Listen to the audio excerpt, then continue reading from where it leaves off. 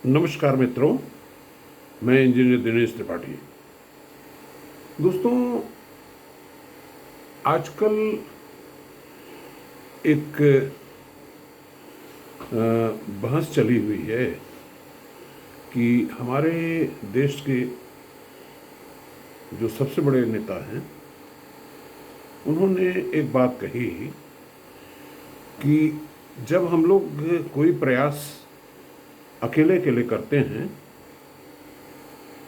तो वो प्रयास का जो प्रतिफल होता है उसको अगर गणित में तुलना किया जाए तो मान लीजिए एक व्यक्ति का प्रयास ए है और दूसरे व्यक्ति का प्रयास बी है, तो दोनों को अगर स्क्वायर किया जाए तो वो ए स्क्वायर प्लस बी स्क्वायर होता है। परंतु ए व्यक्ति का प्रयास ए और प्लस बी व्यक्ति का प्रयास बी, यानी कि दोनों को अगर जोड़ दिया जाए, दोनों एक साथ काम करें तो ए प्लस बी का होल स्क्वायर हो जाता है, यानी कि हमको 2ab एक्स्ट्रा मिलता है। ये देश के बहुत बड़े नेता ने ये बात कही और मेरे ख्याल से कम 2-3 नेताओं ने ये बात कही है। उन सबका नाम लेने से कोई फायदा नहीं, क्योंकि हम जो समीक्षा कर रहे हैं विषय की कर रहे हैं और विषय की उसकी जो वैल्यू है उसकी एनालिसिस कर रहे हैं। हम यहाँ पे राजनीति नहीं कर रहे हैं। मगर अफसोस कि तमाम लोग मीडिया में सिर्फ राजनीति की ही बात कर रहे हैं। कोई आदमी ये नहीं बात बता रहा है कि हमारी सफलता के सूत्र क्या हों।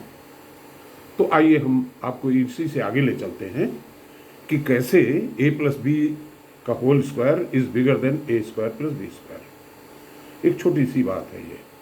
दोस्तों देखिए, एक चीज़ आप ये समझिए कि हमको गणित में पढ़ाया गया 1 + 1 = 2। तो भारत जैसा विशाल देश जहाँ पे 140 करोड़ लोग रहते हो, वो 1 + 1 = 2 सीख करके विश्व के अगली कतार में नहीं खड़ा हो पाएगा। हमको 1 + 1 = 2 इससे आगे 2 से आगे सोचना पड़ेगा, हम कैसे करें। और इसी विषय को बोला जाता है, इसका नाम है, और ये विषय हमारे बच्चों को पढ़ाया नहीं जा रहा है। इस विषय का नाम है साइनर्जेटिक्स। साइनर्जेटिक्स को अगर हिंदी में रूपांतरित करें तो आप कह सकते हैं टू सम एक्सटेंट की सहयोग, साथ साथ मिल करके क्या स्ट्रेंथ बनती है।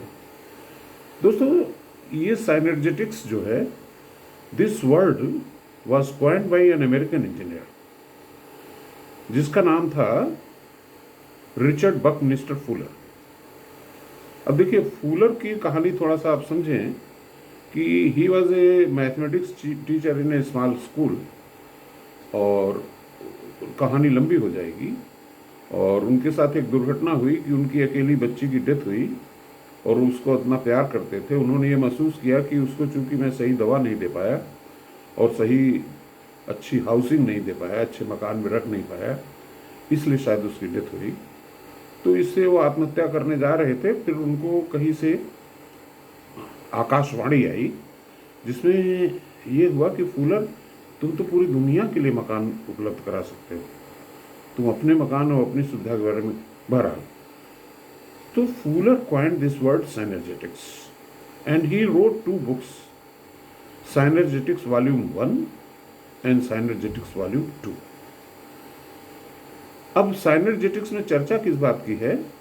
चर्चा इस बात की है कि प्रकृति की निर्माण शैली क्या है।